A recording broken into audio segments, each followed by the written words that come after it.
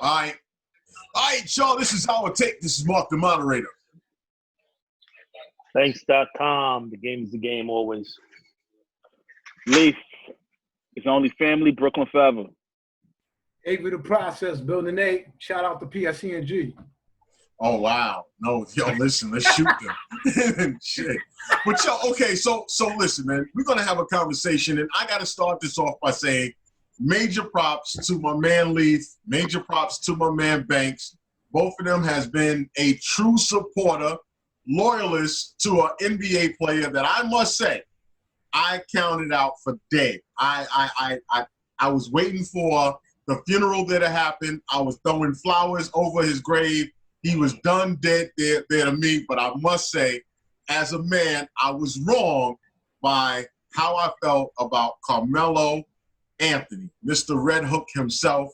So I want to give props to both my co-hosts for standing by his side, propping him up, keeping that hoodie flow going, making a hoodie Melo mean something now in 2020. Melo has turned his career around inside of the bubble.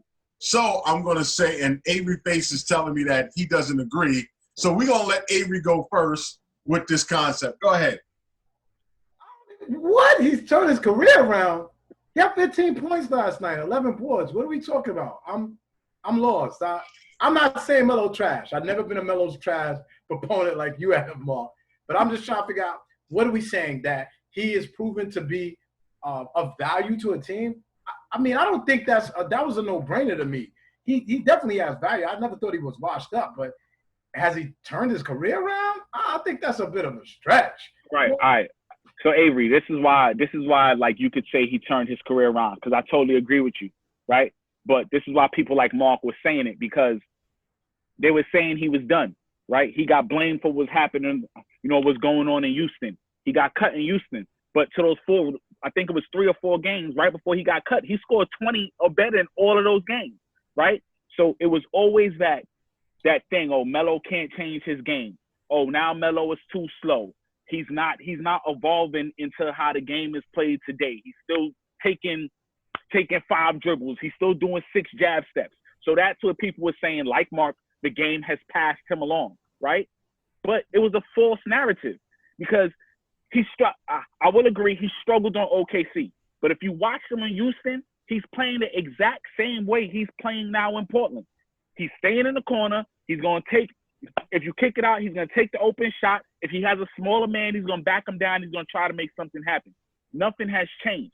But the narrative is what made people think Melo was washed. It started with the New York media, and then Mark took the baton. He passed it on to his people over there at ESPN and Fox Sports, right? And they ran with it. So, Mark, I applaud you for sitting here today and being wrong. I mean, we're used to it. Our viewers probably don't know how much you really be wrong and shit, but we used to it. Thanks. Go ahead, bro. Sorry, man. I'm not buying it. Because you know why? You know why I'm not buying it from Mark? Because Mark is the biggest proponent of the media can make you believe anything.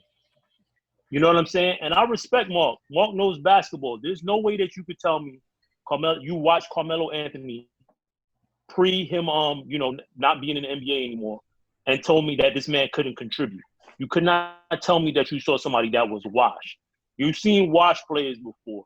You, Mark, fell for the media foolishness that Carmelo Anthony was washed. We had 3 old white men, George Karl, Dan Toney, and Phil Jackson, telling you Carmelo Anthony couldn't play basketball anymore.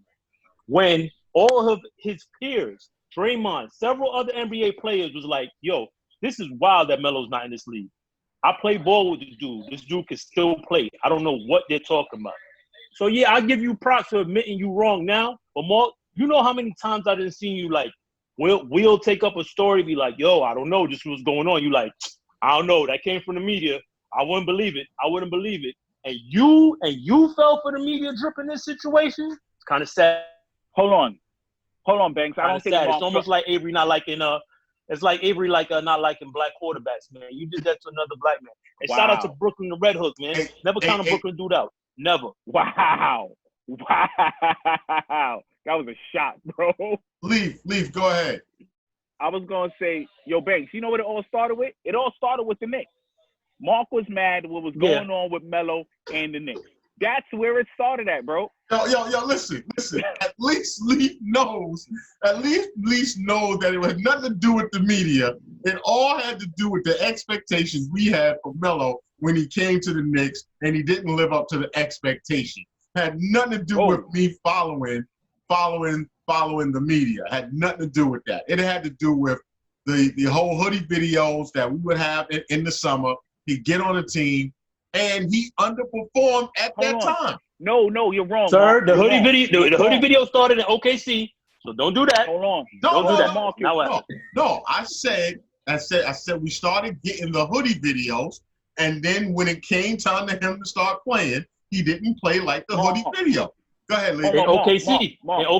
Mark, you said he underperformed in New York. No, New York didn't help him perform because they didn't put anyone around him. Let's keep it a buck. Let's not put that all at his feet. Let's not do that. Listen. But you asked where it came from. I said I know where it came from. I had expectations of Melo that to me he didn't live up to. Now again, that's me.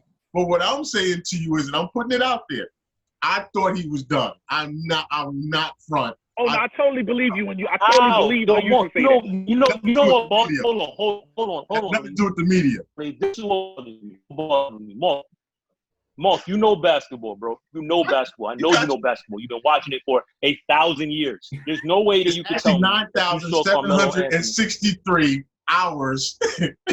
Listen, there's no way you could tell me you watched Carmelo Anthony and said, this dude can't play in the league anymore. No, maybe he couldn't play in certain systems. That's what I said. There's no way you could. But I don't get it. I don't get it. I don't believe that. But the system had passed him by. I was one of the ones saying because of he wasn't the focal point.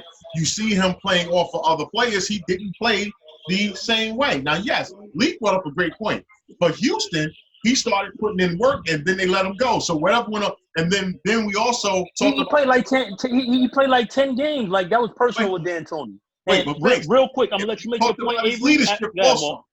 Y'all think it's D'Antoni? Because I don't. But go ahead. But I just wanted to say real quick, Avery. I'm the biggest believer that Carmelo Anthony actually kind of got stuck in two eras. Like Carmelo Anthony was always a great scorer.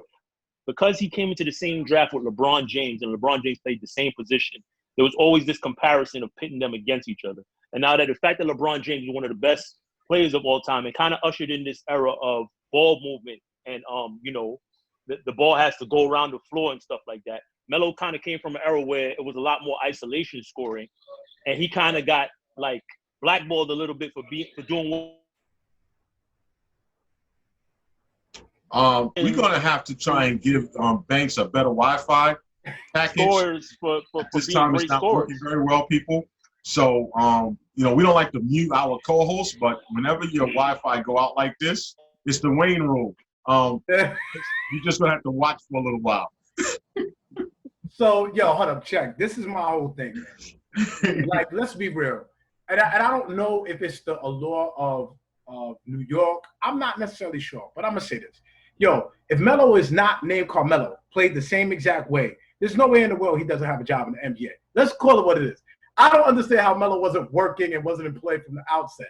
There had to be something that was either personal or kind of what Banks said, being blackballed, whatever the case is.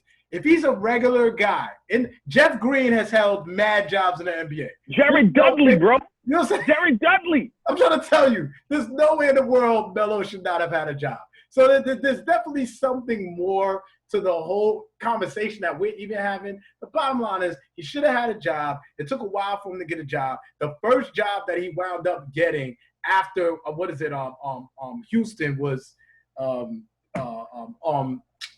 Portland, which is ridiculous because that never happens to anybody else. Hold up. Let's keep it a buck though. If Portland doesn't have players go down, Melo probably is still out the NBA. Which is crazy. That is a good point. No, but that's what Portland has. That's what what's the name said. Damian Lillard said that they needed someone and they went to him because they lost players. So that's real. Shout out to Melo for keeping himself ready. You know what I mean?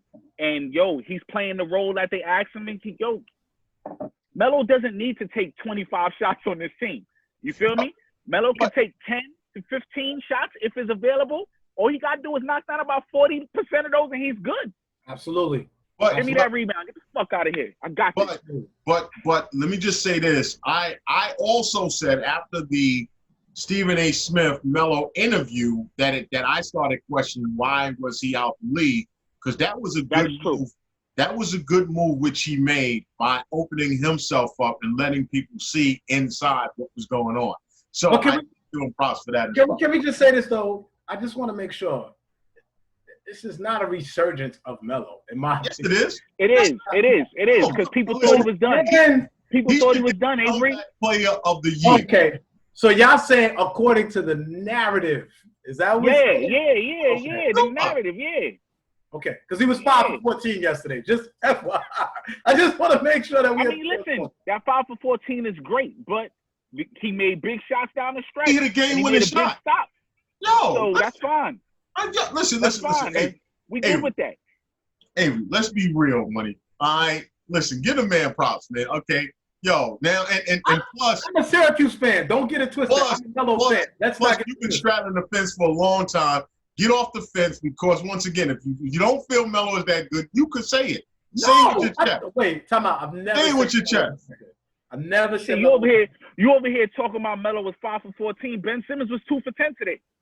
First of all, there's no comparison in shooting ability. We know that, right? No, so stop that, okay? All right, I'm just saying. Stop. The man was 2 for 10, so don't wait. My man. Time out, because I don't want to move this, but I just got to ask you a question. How can a dude go 2 for 10 that only shoot layups? I'm lost. Oh boy! All right, listen.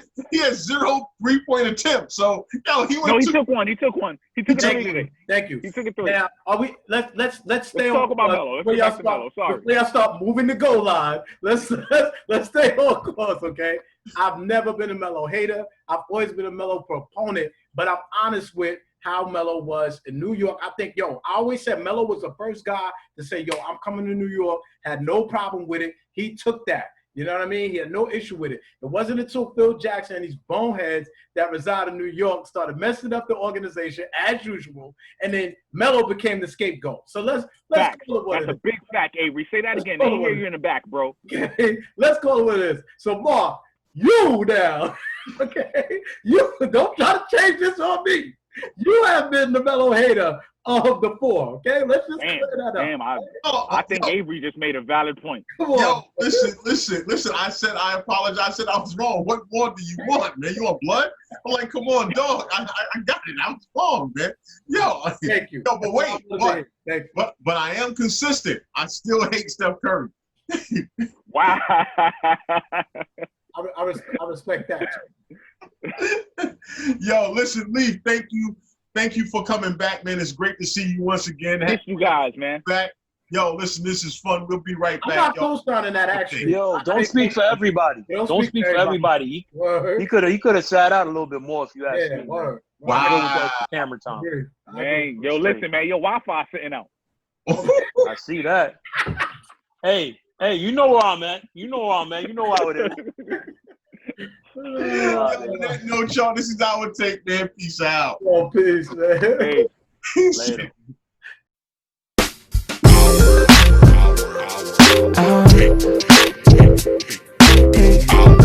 This is our take. This is our take. This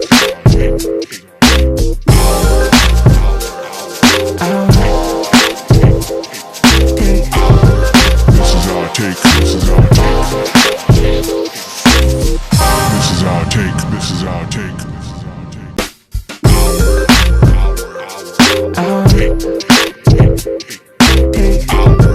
This is our take.